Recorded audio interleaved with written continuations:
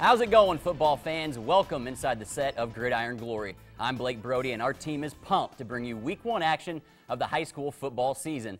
Every coach we talked to this summer talked about the importance of this night, winning the opener, getting off to a fast start, and setting a positive tone for the rest of the season. Tonight, we'll share with you which teams were able to make that happen. Well, Alexander has had no problem getting off to fast starts the last couple seasons, and each one ended with a trip to the playoffs. Tonight, they opened with the Eastern Eagles, a squad fresh off a solid 7-3 season and looking to jumpstart this year with a win over the Spartans.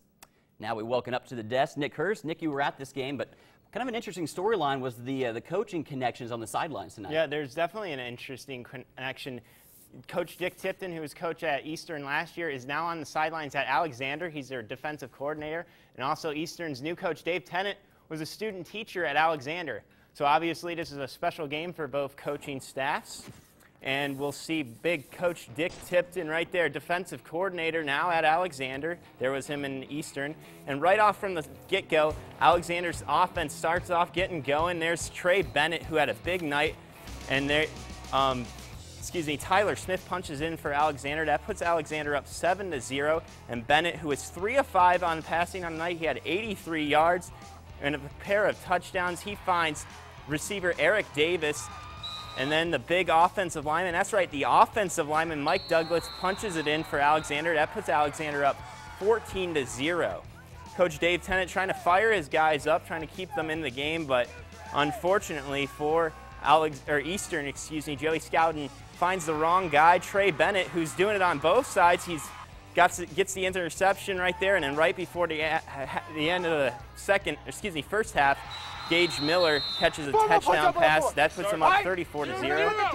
We're going to score 34 more points. And he wants 34 more points, but I mean they would get only 7 more as Nathan Stover, who makes a nice play here, dodging a couple guys and then dives for the end zone. Alexander would cruise 41-6, and a big win for Alexander to start the season. Look at the stats there. Trey Bennett, 3 of 5, 85 yards, a couple touchdowns, and he also was running the ball, 10 carries, 111 yards. And Joey Scowden did look all right for the Eagles, but again, big win for Alexander. Yeah, absolutely. This was a huge win for Alexander tonight, a good way to get their season started. Trey Bennett, you mentioned him a little bit. He had a huge night replacing Michael Chapman. Looks like the Spartans are in good hands there. Definitely. He was doing it on all sides of the ball. Defense, we showed him that interception. He was running, he was passing. Guy can do it all. Okay, now Eastern, they're returning only 2 seniors. What did you see from them tonight? Well, they were a little inexperienced. You could see that. They were bidding on the play fakes a lot in the game, but they showed a little promise. I mean, next week is a game against Miller. That will decide whether they can, get the season going. I mean, it's only the first game, but okay. Well, thanks a lot. Okay, thanks a lot, Nick. Yep. Well, now it's time in the show for Extra Points, where we bring you 2 games and cram both highlights into a short, quick, fast-paced 1 minute of action, much like an extra point. So get out your stopwatches, time us if you want to, and enjoy. We start in Waterford. Get the ball first, and they started off on the move. Trevor Lang connects with Hunter Munjas later in the drive. There, he makes some great moves. He dumps off a screen to Matt West right here. He gets a few blocks, and he strolls into the end zone. Well, that kickoff, and Waterford ended up pulling this one out 13-12. As you see, that incomplete pass was deflected. Waterford gets off to a good start, beating Miller 13-12. Now we'll go over to Don Drum Stadium in Marietta. Not a good start to the second half. Tiger QB Justin Futterell goes down, sacked there. Next play, scrambling out and gets leveled. His pass is picked off. The Raiders take over, and they don't waste any time on their following possession. Clinton Campbell finds a hole, gives some space, and takes it to the house. That ties the score at 14, but it would be all Marietta the rest of the way as they go on to beat the Raiders 29-14.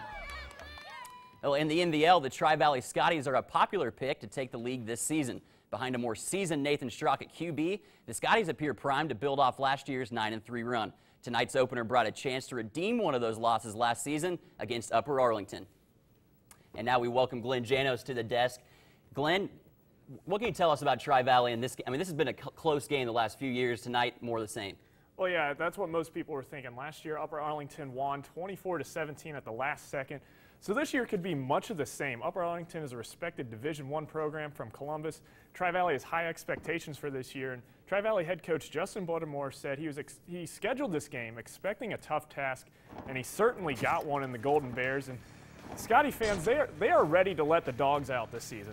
They are excited for it. And early on, we got Austin Jones, the junior running back, takes it 24 yards.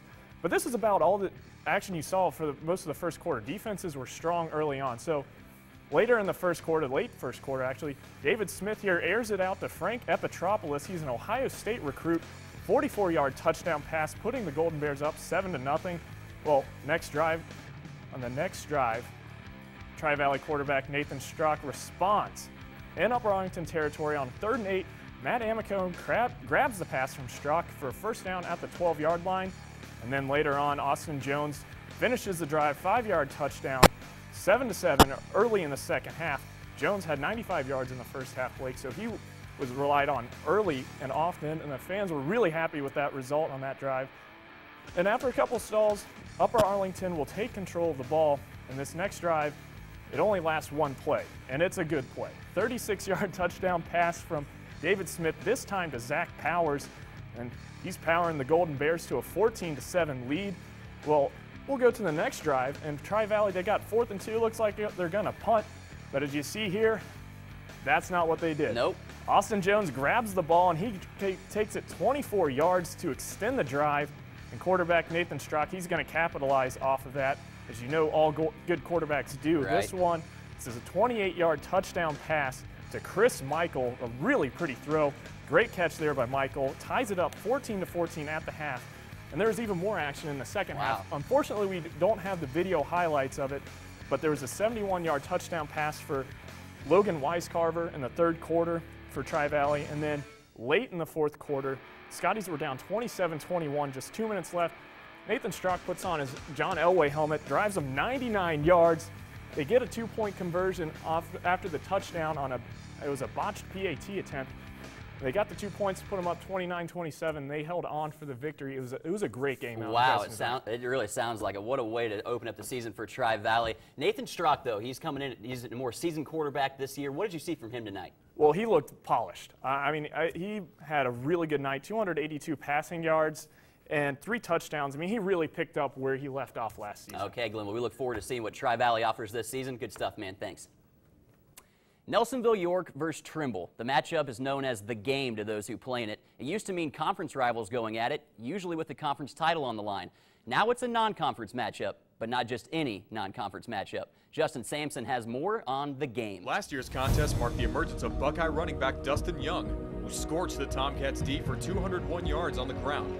Nelsonville York's 14-6 comeback win over Trimble was their 3rd straight in the series and helped vault the Buckeyes to another TVC Ohio title. The Buckeyes D also held Trimble tailback Tyler Dyla to only 39 yards. Now the Cats have Austin Keith in the backfield, who is ready to lead his team in another crack at their arch rivals. Kind of feel like I'm a caged tiger. We're talking Tomcats all the way till the 27th of August.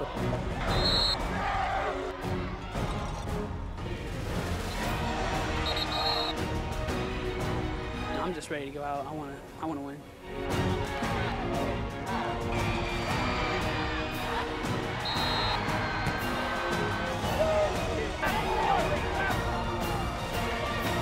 Hopefully I can do what I do.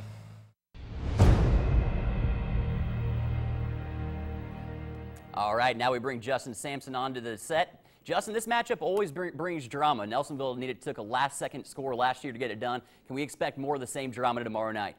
Well, Blake, if I had to sum up this game, I'm going to have to steal a line from Trimble tailback Austin Keith, who you saw in the intro. He said he wants to bring an intensity to this team. Perfect way to describe this game is intensity. And as most rivalries go, it usually seems to come down to the wire. You take last year's game, for example. This game was tied with just a little over 3 minutes to go.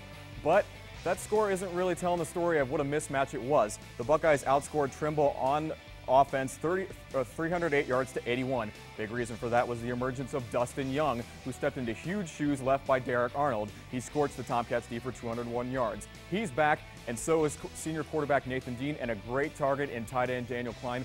They're going to be leading an offensive Buckeyes unit that is just full of experience. They scrimmaged Wahama last week, who was undefeated last year, mind you, ran all over them. So we know they're explosive, and I think whether or not the Tomcats can stop them, I think is going to be the determining factor in who takes this game.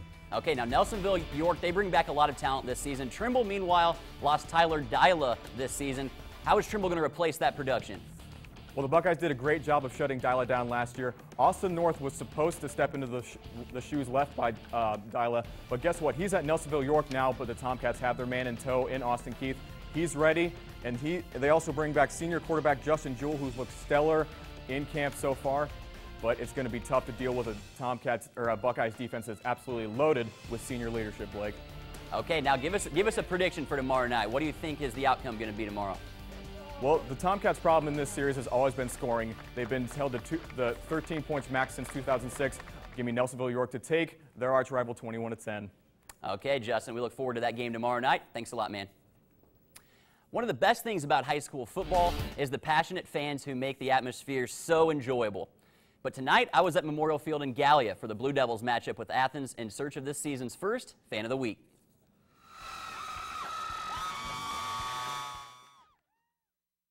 All right, here we are at Memorial Field, Galia Academy High School, and I'm searching for my first Fan of the Week. Come with me, this should be a lot of fun.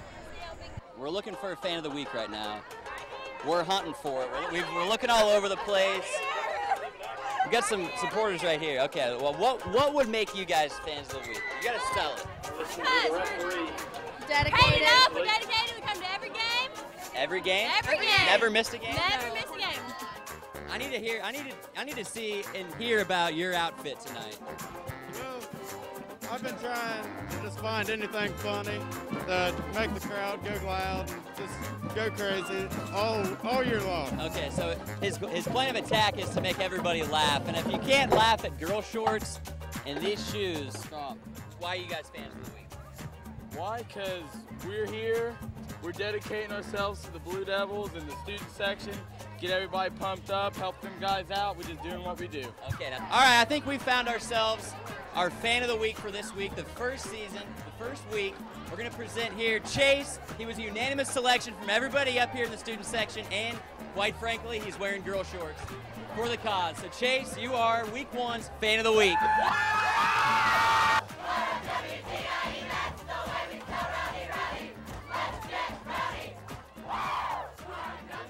The student section was awesome at Galia tonight, and for good reason. What a matchup the fans were treated to between two teams who just barely missed out from winning their respective leagues last season. For the Bulldogs and Blue Devils, this matchup should go a long way toward finding out what to expect this season. And with that, we welcome Frank Bum into the desk tonight. A lot of talent on the field tonight for both these teams. Frank, what can you tell us about it? Well, Coach, it's going to be a lot of talent on the field and a lot of talent not suiting up. Coach Mike Eddy has to replace the loss of Austin Wilson, Gridiron Glory's Player of the Year last season. But they also have been devastated by injuries. He told me last month they would have 2 players going both ways. For the opening matchup against Athens, they had to increase that number to 8. So when you're facing, when you're trying to contain Athens' Devon Sharp, you're going to need all the fresh legs you can get. They do a good job to start for this season as Devon Sharp fumbles the toss. He's picked up by Dallas Moss. Athens linebacker Mitch Ryder, though, he makes his presence felt as he forces a fumble, which stalls a Galia drive. But Galia would score on a 42-yard. If you look at that kick, it's good from 50. They go up 3-0 early in the first quarter. Then late in the second quarter, Josh Skinner passes to Skylar Swartzel, but the drive would stall on a 4th and 1 incompletion. Going to the half, Galia has a slim lead, 3-0. And they told me to be on the watch for Wade Gerald, and he would be a big play. There's a fumble. Branson Barr forces a Josh Skinner fumble. And then here, Wade Gerald takes a scramble, gets a lot of pressure. He weaves through that Athens Bulldog defense, takes it 47 yards for the touchdown, but it would be called back on a heartbreaking holding penalty, which is just terrible. But then Josh Skinner rolls out and then is going to be picked off by Brandon Taylor. There's that man again doing it all for the Blue Devils. And then Wade Gerald says, you know what? I'm going to get into that end zone, and neither officials nor Bulldogs shall stop me. He weaves through that defense, nearly loses the football there, but then he takes it with his convoy, goes up, lets the Blue Devils go up 10-0. But ultimately, Athens would come back on huge plays by Devon Sharp, 55-yard touchdown reception and 1-yard touchdown run after a 70-yard drive. So Athens goes on to win 15-10. Wow, a big win for Athens and a great comeback, too. I mean, they were down 10-0. What did you see for their turnaround? Well, 2 words, Devon Sharp. He was everything for them for this comeback. He had that 55-yard touchdown reception and a 1-yard touchdown run. So that was huge for them in coming back to win this game. Okay. Well, also, what can you tell us about Galia in general tonight? What did you take from it? Well, they had a huge difficulty in replacing Austin Wilson. I mean, player of the year for them. But then they had Brandon Taylor, who was phenomenal for them this season. Okay, Frank, good stuff. We look forward to seeing how it goes out for both teams the rest of the season. Hey, follow us on Twitter and go ahead and like us on Facebook while you're at it. We just named Becky Lyons our first Gridiron Glory Facebook Fan of the Week on Wednesday. And by liking us on Facebook, you automatically give yourself a chance to be our next winner and an invite to our Player of the Year award ceremony at the end of the season. Also, check us out on WOUB.org for additional video and written related content. Well, the Parkersburg Big Reds made the playoffs a season ago, but as everyone knows in Parkersburg, simply making the playoffs is never enough. In year 2 of the Coach Reeves era, the Big Reds are looking to take that next step. In order to get to 1-0, they'd have to get by a Brook team who roughed them up by 21 last season. Now we're joined by Katie Daup here. What can you tell us about this game? This has been a good game over the years. Absolutely. It's called the 100-mile war for a reason, and Parkersburg sure did rough those guys up. I spoke with Coach Reeves the other day, and he said this game will be a great test for our senior-led team, and the fans should expect 2 good football teams who will put points on the board. And from what I saw, the fans got a very exciting game. The Big Red, they started off the 100-mile war strong. A lot of energy starting off the game, being with a great kickoff by junior Cody Roney.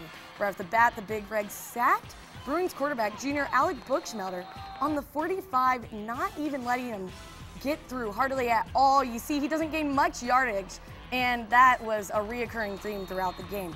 There were a lot of huddles in the first half from both teams, lots of flags thrown on both sides of the ball. Those refs were hot on the pocket, and the coaches and the fans did not like it at all. After Brooks' short possession, PHS grabbed the ball and kept control rest of the game. As you can see, number 31, Chad Collins, clearly a dominant force on the field, pushing and running and even flipping into first downs and eventually TDs.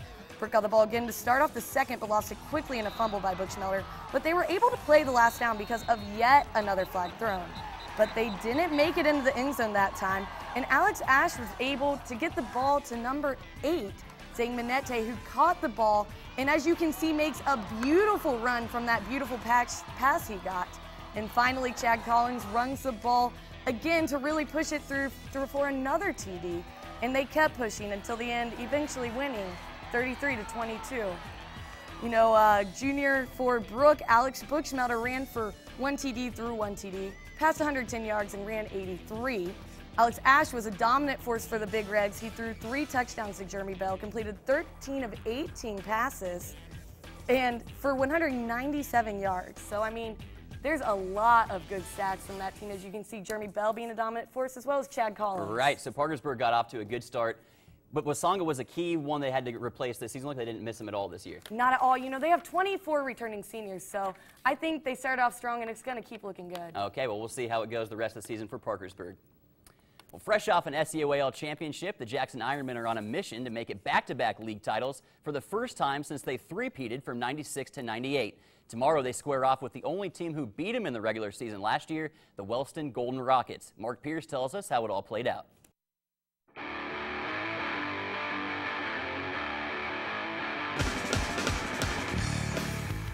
For the past 20 years, Jackson Ironmen had made the Wellston Golden Rockets their proverbial whipping boys, but in 2010, Wellston was ready to make a change. The Rockets burst into the lead early with a Brad Miller touchdown, capping off a 51-yard drive. Wellston capitalized on the first of 3 Jackson turnovers, with Jalen Prater breaking out a 65-yard touchdown run to make it a 2-possession game. Clay Arthur brought the game to 14-7 with a second-quarter touchdown run. That was as close as Jackson would bring it. The Rockets rode Jalen Prater and Austin Osborne, who racked up a combined 249 rushing yards en route to a 33-13 victory. The Golden Rockets were flying high after their first win over the Ironmen since 1989, but it's a new season, and Jackson is out for revenge. And Wellston is looking for their first winning streak over the Ironmen in quite some time. All right, now we're joined by our reporters, Carter Rodriguez and Mark Pierce. Guys, it had to feel good for Wellston to get that first win in 20 years over Jackson. Absolutely. That victory belt was getting quite dusty, and to be honest, it was pretty disgusting. Well, absolutely. But you know what? We're looking at two completely different teams this season. It's not the familiar cast of characters we're used to, and it's going to be a completely different game. Right, and because we care about our viewers so much, we've prepared some keys to the game. And, you know, we're just going to jump right in with a focus on football. We all know Austin Osborne transferred from Wellston to Jackson. It's kind of a point of contention, a lot of drama coming through, and he's just got to focus on the field. Right, and another thing to keep in mind, ESPN Rise is going to be at this game, but they have to put that aside. They have to focus on winning this football game. And Jalen Prater, he's a player that ESPN is going to be paying attention to because he's a straight baller. He's a dual-threat quarterback, not an ideal passer, but can kill you with the legs. And, you know, that's what Andy Hall was harping on. He said that they have to get the ball out of his hands, either make him a pure passer or make him pass the ball off to the running back, because when he's going to wreak havoc back there if you let him do as he pleases. But, you know, another thing Andy Hall could not stop talking about were the turnovers. They were a huge problem last time. Right, they had 3 turnovers in the 2010 matchup. If Wellston wants to win and get this two-peat, they're going to have to cause more turnovers because it leads to points. And absolutely, and they can't rely on the veterans they had last year. They graduated 19 seniors, so the young guns are going to have to step it up. Right, and like you said, 19 seniors. Rivalry games are where they're supposed to step up. Their number is going to be called, and they have to support the players like Jalen Prater. Absolutely, and conversely for Jackson, the vets are crucial. They have to find their studs in space. And, you know, I think it's just going to be an absolutely great game. What do you think, Pierce? Oh, absolutely. I think Wellston comes out on top, and Blake, last year, it was a great matchup, but this year, we're expecting the same thing. Okay, well, we're expecting it too. Good stuff, you two. Well, the rivalry between Logan and Lancaster can be summed up with a single word: hate. These two fierce rivals mark this game on their calendar year in and year out as a must-win game. Tonight they squared off, making it a perfect candidate for our game of the week.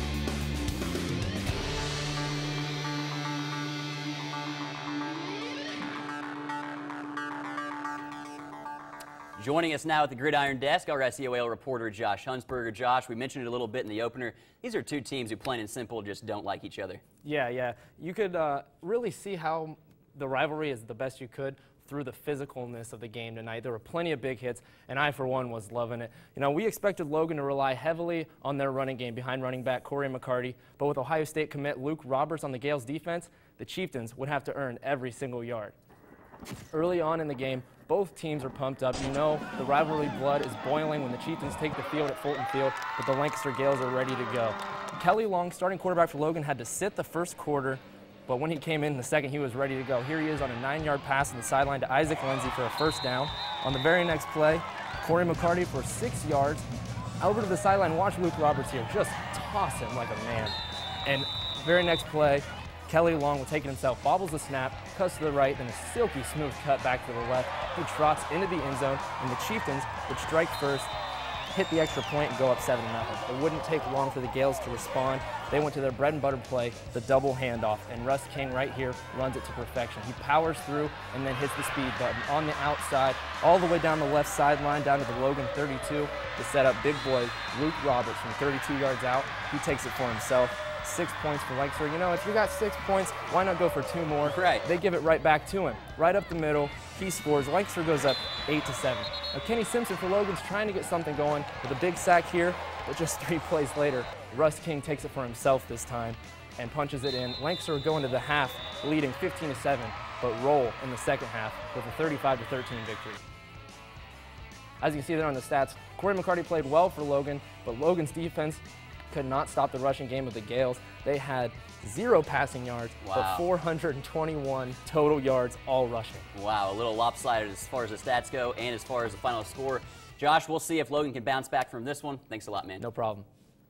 Well, now you've seen all the games we covered tonight, but there's always a few plays you just have to see more than once. Here are tonight's top plays. Coming in at number 3, we go out to Eastern, where Alexander roughed up the Eagles tonight. This was a nice play from Nathan Stover. Got the catch, made some moves, and dove into the end zone from 6 yards out. Alexander went on to cruise in this one tonight, 41-6. Coming in at number 2, we go out to Parkersburg, where the Big Reds started off their season off strong. Chad Collins with the catch here. Just shakes off defenders, makes some nice moves, and he does a very nice job. Parkersburg went on to roll tonight, 33-22. And at number 1, Galia Academy having to replace Austin Wilson. Well, it looks like Wade Gerald might be that guy. Quarterback for him, and he's making moves like a running back. Almost loses the ball, but keeps a hold of it and just struts into the end zone from 40-plus yards out. Galia, big play there, but they would go on to lose this one, 15-10. Well, week 1 is in the books, and the season has started off strong for our winners tonight. Here's a look at what to expect from Gridiron Glory in the season's second week. Week 1 is behind us, and Week 2 offers Gridiron Glory a full slate of good action. The march toward back-to-back NVL titles takes off in Sheridan when the Generals welcome West Muskingum to town. Also, a chance to get an early leg up in the NVL race is on the line for Philo and Crooksville. The Electrics host the Ceramics in an important early season matchup. Also, we'll get our first look at SEOAL champion Jackson when they host Waverly. The Athens Bulldogs continue their out-of-conference run with Dawson Bryant in their home opener at Basil Rutter Field. In West Virginia, Week 2 for the Yellow Jackets means a matchup with Magnolia. This year they do battle in Williamstown as the Yellow Jackets look to avenge last year's loss. And our Game of the Week presents a new rivalry that's sure to hold significant conference implications between Trimble and Wahama. Last year, the White Falcons used this matchup as a stepping stone with a statement win over the Tomcats on their way to a conference title. This year, Trimble looks to even the score. Well, that's going to do it for this week's show. Now we turn our attention to Week 2, where tonight's winners will look to make it 2 in a row, while the others face what will certainly feel like an early season must-win next week. To see how it all plays out, join us next Friday at 11:30, where we'll bring you all the Week 2 action. So, for the entire crew, I'm Blake Brody, reminding you that there's nothing better than Friday nights and Gridiron Glory.